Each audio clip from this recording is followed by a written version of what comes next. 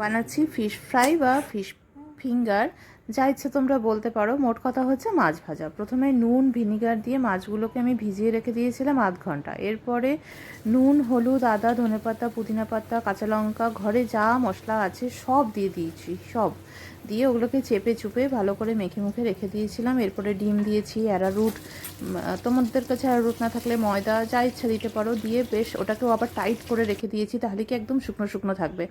এরপরে বিস্কিটের গুঁড়ো দিয়ে একদম চেপে চেপে আমি ফ্রিজে রেখে দিয়েছিলাম টাইট করে, কারণ রোজ রোজ এই প্রসেসটা করা সম্ভব নয়। তো বানিয়ে একসঙ্গে আমি অনেকটা করে রেখে দিই, যে যখন আসবে তখন ভাজবো। তো এরপরে আমরা এই যে যখন আসছে এগুলো ভাজছি, খাচ্ছি আর রিল বানাচ্ছি। আসল কথাটা হচ্ছে রিল বানানোটা, আর খাওয়া দাওয়াটা তো তার সঙ্গে আমাদের চলতেই থাকে।